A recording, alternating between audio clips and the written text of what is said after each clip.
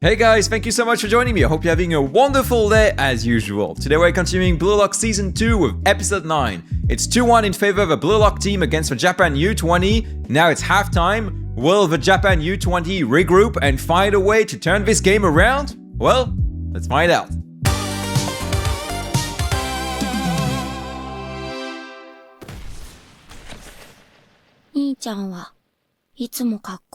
Are we finally gonna get a backstory on these two? どう愛しさえくん。天才サッカー少年として世界から注目されて。うるせえ黙れ。俺の勝手。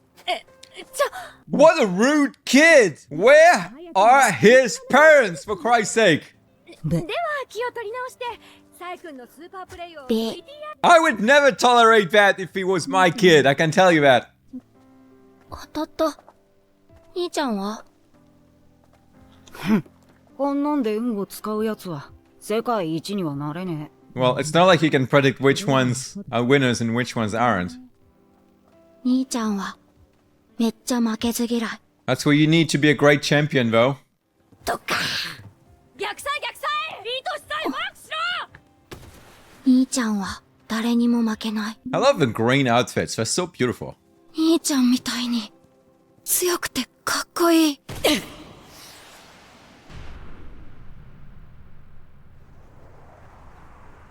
Whoa! He went onto the field like this? Is he allowed to do that? 世界一のストライカーに俺もなれるかな。Whoa! Boom! おい、なんだこのチンチクリン。どけ。ごめん兄ちゃん。俺。すごいぞ、リン。俺とサッカーしろ。Wow. He used to be such a nice brother. What happened? 俺の次にすごくなれる。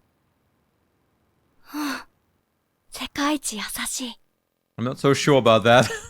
Given how rude he was earlier, I'm really not surprised that he turned to be a pretty mean older brother. That's a problem, you know, if you let little kids get away with stuff like this, with the kind of comments we saw Sae make a little bit earlier. You're setting them up to becoming horrible adults. Once again in an anime, by the way, where's the father?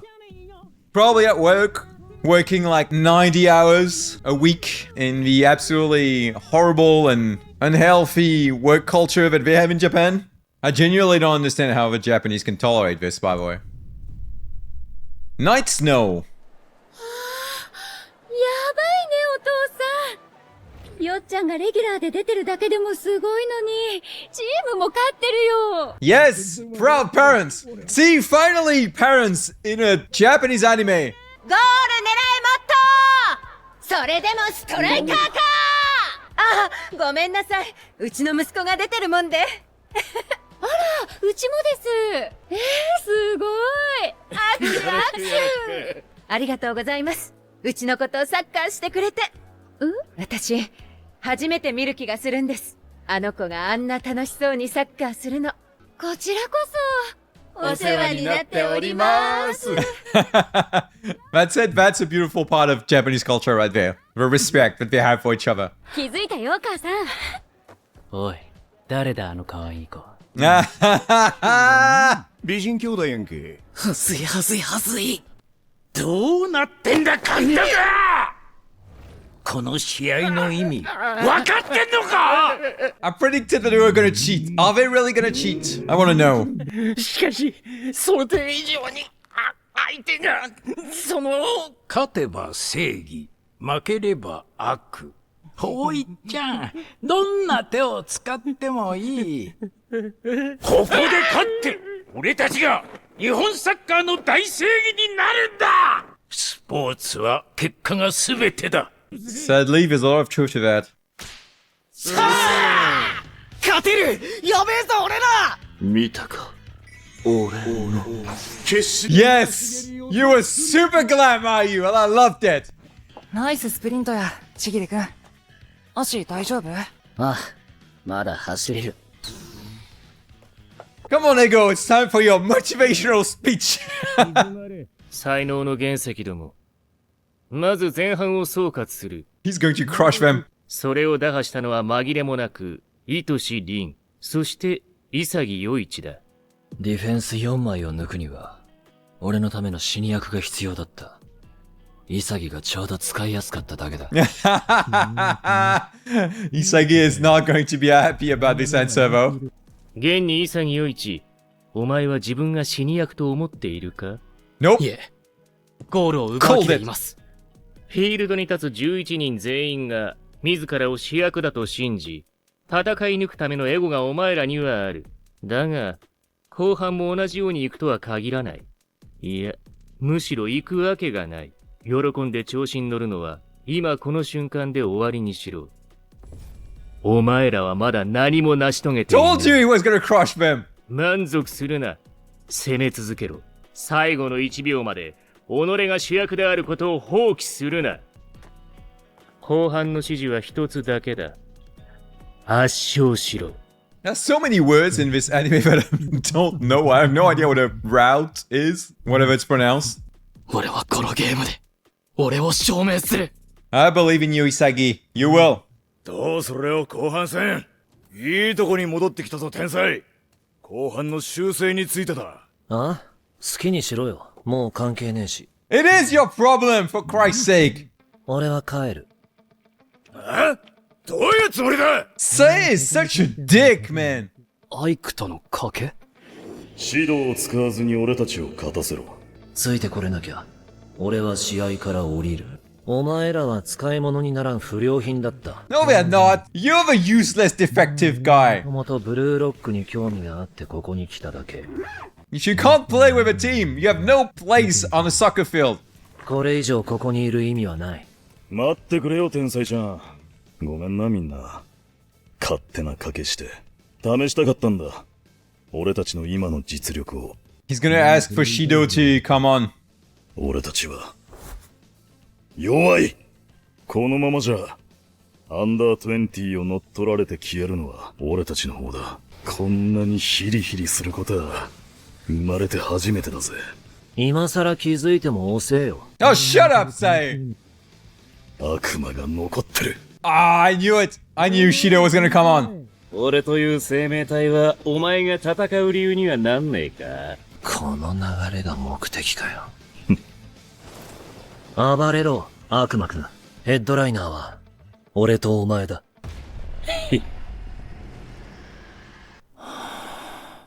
見てろ、クソ兄貴。Come on, show me the backstory. I wanna know. 僕の将来の夢は、兄ちゃんみたいなサッカー選手になることです。そして兄ちゃんが世界一、僕が世界2のストライカーになって、ワールドカップで優勝します。今のコース甘いぞ、リン。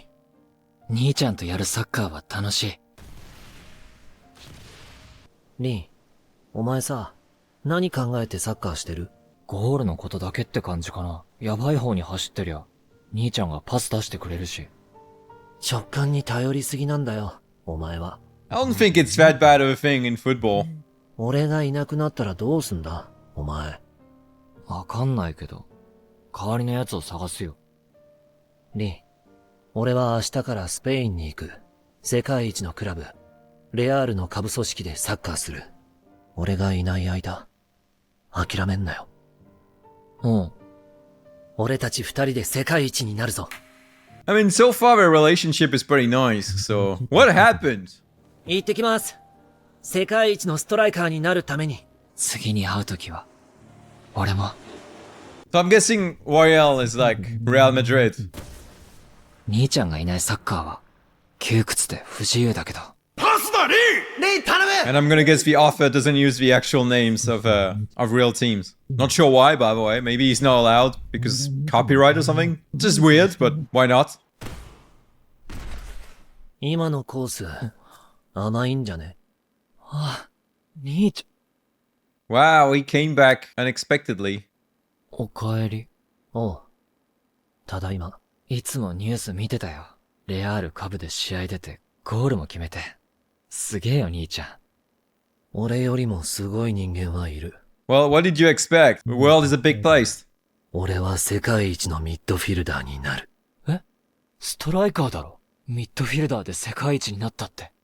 What do you mean? Zidane was a midfielder. なんだよ、それ。一緒に戦おうって。俺の次にすごくなれって言ったじゃん。ああ。だから俺がミッドフィルダー。お前がストライカーで世界一を目指せば。俺は世界一のストライカーの弟だ。 Don't tell me they're gonna argue over this. 悪いこと言うために帰ってきたのかよ。 Yes, it's lame. 俺が一緒に夢を見たのは、そんな兄ちゃんじゃない。 Okay, this is the dumbest argument I've ever seen. ぬるいな。お前も、俺も。どういう意味だよ。このワンオンワンでお前が勝ったら、俺はもう一度お前と夢を見てやる。でも俺が勝ったら、俺たちの夢はここで終わりだ。嫌だよ。勝手に決めんなよ、兄ちゃん。俺、こんな勝負したくないよ。I mean, it's a dumb game to begin with because it's a dumb argument to begin with. 一発勝負だ。早い。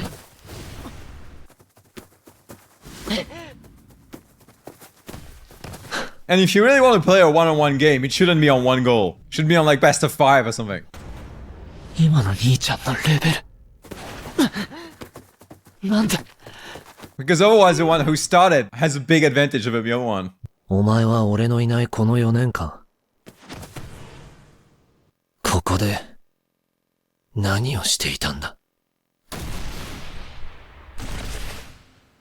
Okay, you scored. So what? I mean, you were in the best academy in the world. I mean, one of the best. Of course you're better than him now. 兄ちゃんがいなくなったから、俺頑張ったんだよ。日本一になって、兄ちゃんみたいにスカウトされるために、兄ちゃんの代わりになれるように、チームのために戦って、約束通り、日本一になったんだよ。なのに、こんなんで終わり？兄ちゃんと夢を追えないなら、俺、もう、サッカーする理由なんて。That means you didn't like football to begin with. It's as simple as that. I hate to say this, but Sae is right. 何が日本一だ。何が兄ちゃんの代わりだ。くっそヘドが出るぜ。もう二度と俺を理由にサッカーなんかすんじゃねえよ。俺にとっちゃお前はもう、ただの目障りで面倒くさい弟だ。お前に価値なんかねえんだよ。Okay, now I need a backstory on Sae to know how he became like this. To be fair, though, he was already a little shit before, so... But at least he was a good brother. 結局俺は、兄ちゃんの隣にいたかっただけで。でも兄ちゃんにとっての俺は、世界一になるための練習相手でしかなくて、利用価値がなくなったら、いらない人間で。No, you do have value, you just need to find your own. One that's detached from your brother.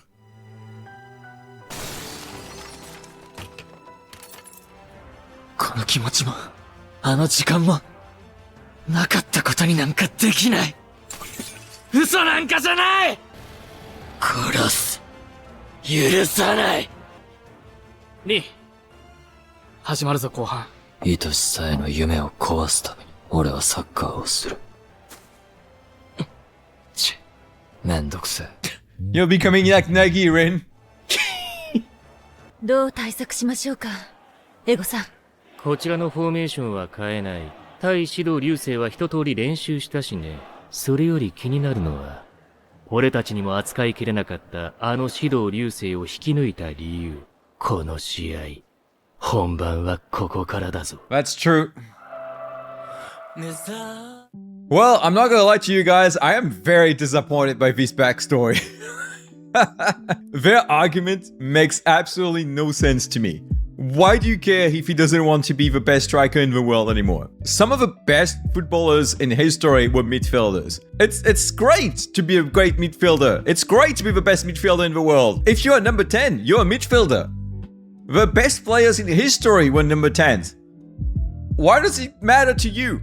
Like, it's great if you want to be the best striker, like, I'm all for it. You can be the greatest number 9. And also something that doesn't really make sense to me is why Rin would be satisfied with being number 2. If their entire relationship was about a truly healthy rivalry, like Rin put it in a previous episode, like they both wanted to be the best striker in the world, but it was kind of like healthy, in a healthy way, you know? Like they were competing with each other, but also helping each other, and they were both trying to aim like, oh, we're going to try and get better, both of us, by both trying to aim at at being the best number 9 in the world. And then suddenly Sae is like, actually, I don't want to be a number 9 anymore. I want to be a number 10. And Rin suddenly feels cheated by this. I could kind of understand. I still think it would be a completely dumb argument, and there's absolutely no reason for them to hate each other just for that. But at least I could kind of understand the reasoning behind it. But the fact that Rin wanted to be number 2, not even number 1, and now he has the opportunity to be number 1 and his brother to be number 1 at a different position, why is that a problem?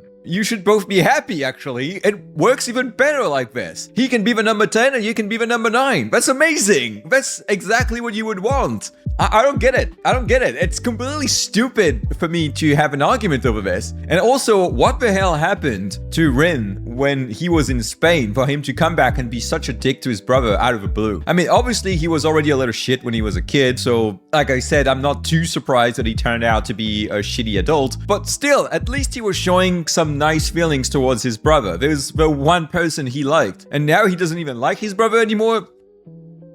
And also, if Rin doesn't care about playing football on his own and he wants only to play with his brother, that means he never really liked football to begin with. And he should probably find something else to do with his life. Really, this backstory is making their relationship completely uninteresting to me and weird. I'm just like, Rin, stop playing football, find something else to do, and you'll be a lot happier. As for Sae, you were a little shit when you were a kid, you're a little shit as an adult. I don't like you. I hope you get humbled real bad in this game and in future games. But that's it. You know what I mean? Like, I don't have any other things to say about him, really. Wow, what a letdown, guys. I love the show, okay? I want to put this out there. I absolutely love Blue Lock. But that was the first bit of writing where I'm like, I'm not on board with that. This is just bad. So unless the author give us more information later on that explains their relationship a little bit better in a way that actually makes sense to me and doesn't sound like a completely stupid argument, then maybe I'll revise my judgment there. But as for now, wow, this is such a bad backstory. I loved every single other backstory we had so far, but that one, oh man, no, I'm really not on board with that one. I know that might disappoint some of you guys, and you're free to go into the comments and disagree with me and tell me why I'm wrong. I would love to hear your perspective on this. I'm still going to be fully invested in the game because obviously I want Isagi and all the other characters that I like Bashira, Chigiri. I'm hoping still that Barrow is going to be on that field. All these characters, I want to see them win. So I'm still going to be fully invested in the game, but I'm not invested in Rin's story anymore. I can tell you that. Which is a bit sad. I was hoping that this backstory would give me a reason to care, but now I don't care. This is such a stupid argument, I just cannot get behind it. That's it. You guys are both idiots, and you both need to be humble and both need to lose. That's all I have to say about this. They're both villains. That's the reality of it. You know, some of you guys keep on telling me Isagi is the villain of Blue Lock. No, Rin is the villain of Blue Lock. Sae is the villain of Blue Lock. In some ways, Ego is the villain of Blue Lock, but I'll get to that maybe in a future video. But Isagi is not the villain of Blue Lock. At least not so far. And none of the other characters are. Even Barrow. You know, Barrow likes to describe himself as a villain. But he's not a villain, okay? He's a cool guy who's a little edgy, but he's not a villain, at least not so far. But anyway, I still can't wait for the second half of this game. I'm super excited, and hopefully the Blue Lock team will win. Alright guys, that's it for my reaction today. I hope you enjoyed it, and if you did, then please give it a thumbs up and leave me a comment down below with your thoughts on today's episode. And once again, you're free to disagree with me and tell me how wrong I am. As usual guys, thank you so much for watching, and I'll see you soon for another reaction. Cheers!